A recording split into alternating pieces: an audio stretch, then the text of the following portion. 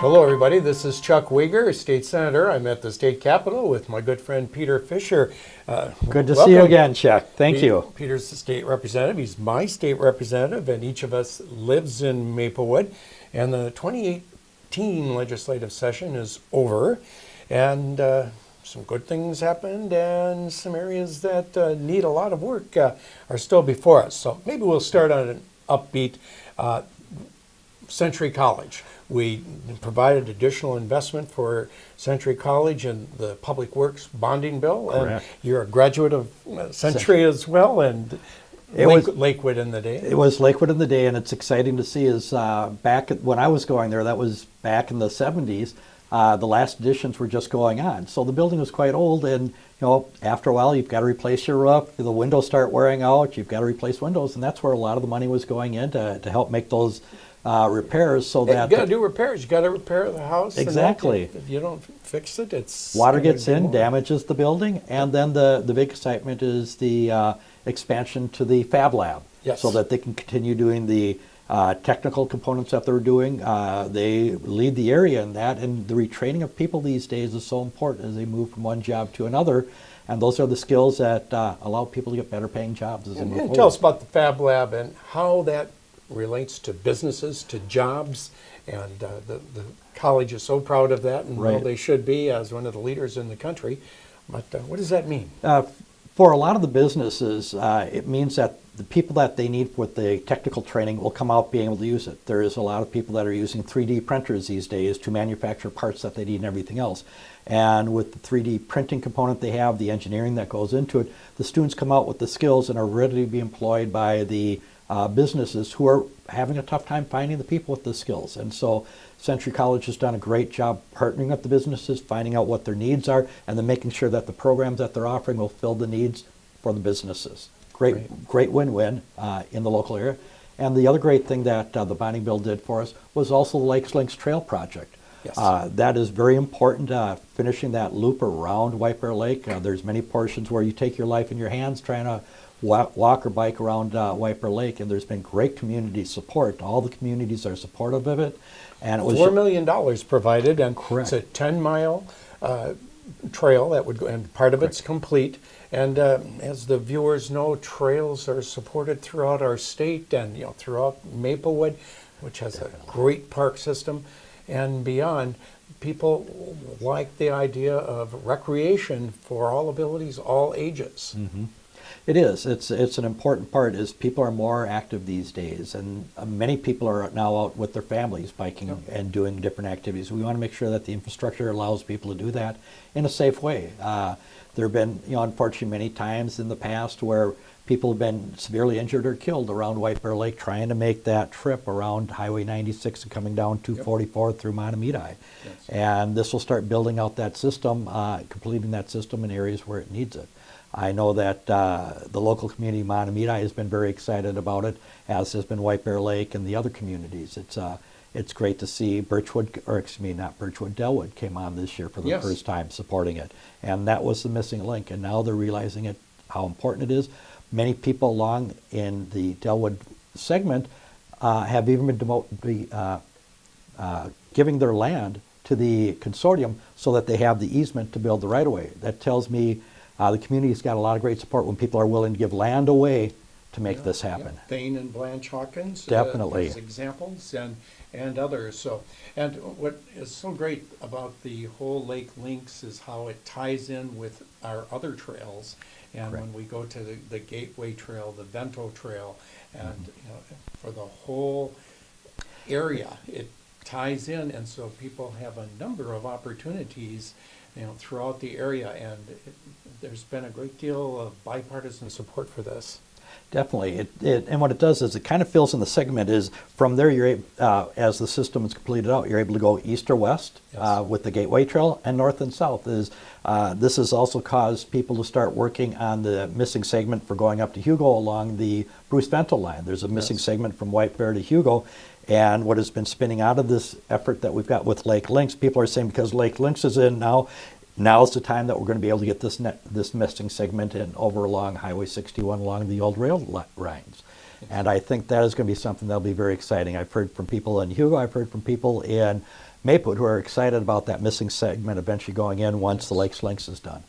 And you and I were the chief authors of that, as well Yes. as on the Century College, worked closely together. Another bill we worked on that got resolved was for Maplewood firefighters, Correct. working with the city and others, and actually there's a state implication now for what needs to be done in the future. But volunteer firefighters are being transitioned out for a full-time fire force. That was a decision of the Maplewood Council, and we needed to address some pension issues where the firefighters have put funds into it, Right. as had the city, and how Yep. that could be resolved. And what made it very complicated as they were trying to settle it out is the city was initially limited because state law was very prescriptive as how people are dealt with when they're leaving a pension fund. The problem is that law was written before they realized that there might be communities who might have to go to a full-time department and have to eliminate the volunteers, the paid on-call people, and state law was never set up to address those kind of situations. And we all want to make sure that the people who've put in and sacrificed themselves and their time over the years, that they're Yes. taken care of properly. And that means that they would have full severance instead of only partial severance. Make sure that they have a payout that is very appropriate, and we had to change state law to make that occur. And I'm very happy that we were able to get that done. We had good reception from the Republicans to say this makes sense. It's a good point to mention. I mean, Yeah. bipartisan support on the overall pension Right. bill. And I think what was Unanimous in the it was, Senate. and we had very strong support in the House. And I remember working with my Republican colleagues over there is that they were working very hard to make sure it gets done. And one of the things that we also did together as part of the pension bill is the issue that Maplewood ran into is because state statute had not been changed to address that situation. They're putting together a work group to make sure that the firefighters in the future can be treated fairly, and what should that process look like. So that work group was part of the pension bill, and that was a very bipartisan effort. So I was honored to be able to work with everybody to make sure that got in as you were carrying the bill in the Senate. Good. Another item that passed, the water treatment plant, the McCarran treatment Right. plant. I chief authored that in the Senate, but there's plans to retool, rebuild that whole processing center, and Right. which has been there since 1922, I believe. Correct, and that's what makes it a little bit more complicated is they needed to have some variances to deal with because you're dealing with a facility that's over 100 years old, and unfortunately with a 100-year-old building, as they discovered with the Capitol, not all the plans are there anymore, Yes. and you run into unexpecteds when you start opening things up, and so they had to give some flexibility so that they could deal with it to make sure that the process moves in a timely manner and doesn't get held up for loopholes that came up. So we want to make sure that they've got the funding out there and the process so they can make it happen quickly and to be able to have a good set of records as we go forward. Yeah. Well, number of items that did pass, made it to the finish line. Obviously, though, there's work to be done. Yes.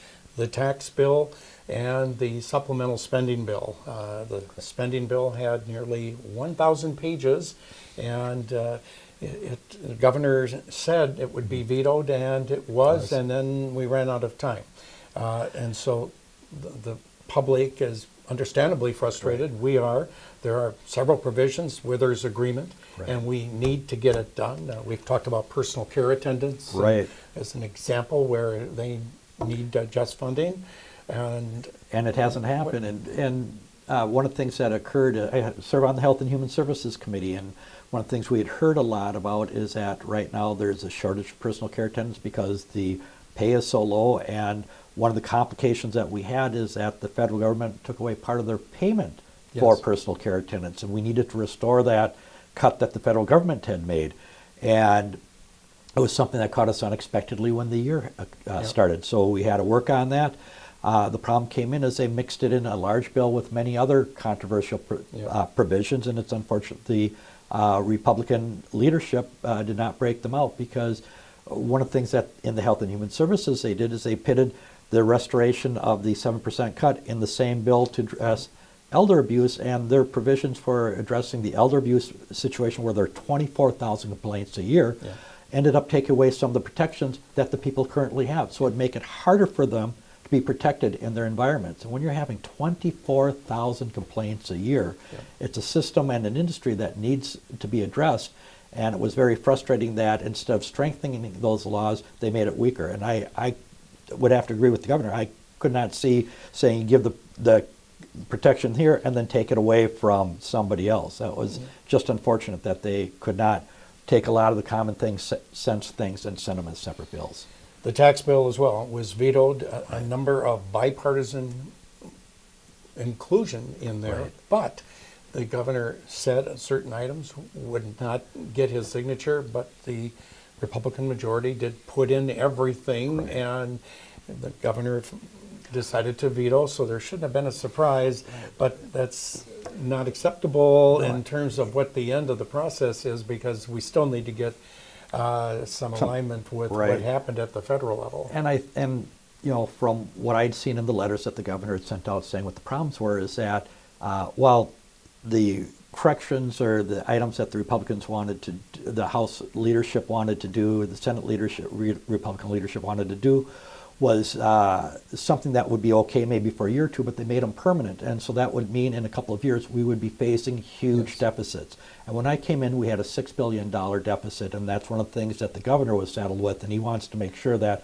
when he left that we leave a financially stable, sustainable budget for the future. And so I could not argue with them on that, and was frustrated that they would put our financial future at risk and tax conformity at risk, and trying to get through some cuts that would just make it not sustainable. Well, clearly this will get high priority early in the next session, potentially even after the general election this November. That will be up to the governor if it's before the next session, but ultimately it must get done. On a positive note, you and I are on the Water Commission. Yes. We were actually each the chief author for Reestablishing it. getting it Yeah. back again. And there were some very good things this session in terms of additional funds for wastewater, the treatment plants, and just a huge problem throughout our state. It is. I'd like to just share some thoughts and why the commission supported investment in wastewater treatment. It's, we always want to make sure we always have safe water. And the problem is that a lot of our small communities throughout the state, when they originally built their plants 25, 30 years ago, the federal government paid for 75% of the improvements. The state paid for about 20%, and the last little bit, 5 to 10%, was the responsibility of the local government. Yeah. Well, the federal government no longer does that. As part of their way of slimming down government, they eliminated that funding, and so now it's time for these plants that are now wearing out, they need to be replaced. And without that government assistance, it's too expensive for the local government. We need to provide those dollars from the state to make that occur. But still, it is very difficult for the smaller communities. Many of them need upgrades that are also sometimes outside of the technical component of the operators they have there. They're having a harder time finding people to operate the plants. Yes. And so that was one of the things that we also talked about, is how can we provide resources along those lines so that they can also be able to operate the new plants as they come online. And we did have bipartisan support again, and so I was pleased about that. But like on the tax and spending part, more work needs to be done, and it Correct. will. And a couple of other items that we aren't quite there yet in terms of getting resolved on opioid. The epidemic in our country and within the state, we've had a lot of testimony. Right. You serve on Health Human Services, and maybe just briefly your thoughts. Very, very quickly is, we're all in agreement we need to get something done. The proposal that came out was going to use regular tax dollars to take care of it. And the biggest thing I heard from people, from local constituents, very big, were saying, the pharmaceutical companies are making millions and millions and hundreds of millions of dollars on this. And they said 1 penny a pill tax. Yeah. So a normal day, 30-day supply would be 30 cents that the pharmaceuticals would have to pay. And because they are part of the problem out there, they figured the companies who are making hundreds of millions of dollars of profit should be online to help pay for some of that. And it's frustrating that the Republican leadership, it's shameful. It's shameful. And there was bipartisan support to pass it. And in the House, there was bipartisan support to pass that. Yeah. But the Republican leadership in the House would not let them bring that to the floor. And that was very frustrating. You've got some people who want to do it, but sometimes that leadership just gets out of touch, and it makes it tough. Yeah, and tough we did decisions. have bipartisan support in the Senate, and that's great. Dr. Jensen, actually, a Republican, gave a very strong indictment on the industry and the pharmaceutical for their actions. But anyway, that is not resolved. Another area not resolved is on the school safety issue in the wake of Parkland, the horror, and what can be done. There were some additional money in the Safe School funding for the supplemental. That was a part of a big bill, which, for unintended reasons, that was a victim of the veto. And proposals addressing background checks for people that may have some major issues going on in a transfer. And they just didn't make it to even hearings. Right, and that was frustrating. Is we had a hearing on a couple of them in the House that had for making sure that criminal background checks are done on all gun sales. Right now, they're not done on all gun sales. And then also in the instance where you have people who are domestic abusers, is the person doing the abuse, after a hearing, the judge would be able to say, hey, we're going to restrict your access to guns for X amount of time to provide that safety. Because right now, over half of the women killed in domestic violence are killed by their spouse with a gun. Yes. And it happens at a last minute, and they're dead. And so it's something that is truly needed out there. I was joined Representative Erin Mayquade. She had a 24-hour sit-in in the House chamber. I joined her for the entire thing to help and we had a lot of bring it forward. constituents visit us this session on that. Hundreds visited. I know that I had hundreds that met with me in the local district, as students, met with you, students. And students too, yes. No, so it's good to see that support out there. What is very encouraging is to see the younger generation getting involved in the political process early. I hope they remain engaged and continue to advocate not only for safe schools, but other issues that are important to them. And one other issue opening the session was the need to further address protections on sexual harassment, a part of the Me Too. And there had been 2 resignations in the legislature. All members went through training and a great deal more of sensitivity. Some changes proposed by the House in a bipartisan way met some objection by the Chamber of Commerce asking for further review. But your thoughts on that? My thoughts on this, first of all, Majority Leader Joyce Pepin brought them out, and unfortunately this was her last year. Had brought the proposals forward and said we need to make the changes to protect any person who is in sexual harassment. These were very much bipartisan supported. support. This was bipartisan support, and unfortunately it wasn't able to get any further. We're hopeful that we will be able to bring those back so that in the business community that people who are subject to sexual harassment can have the judicial relief that they used to have to restore that to them. That's very important. It's something that I heard loud and clear from many people across the aisle, and it's something that has a lot of broad-based support. Good. Well, Peter, or Representative Fischer, thank you for joining us. And if anyone would like to get a hold of you, if you'd like to share your telephone number. Oh, yes. My cell phone number is 651-307-1625. I encourage people to reach out and contact me. I'm here to help serve. And thank you, Senator Wiger and Chuck. I appreciate it all. Thank you. You're welcome. And if you have any questions that you'd like to share with me, give me a call, 651-770-0283. Thank you. Thank you, Peter. Thank you, Chuck.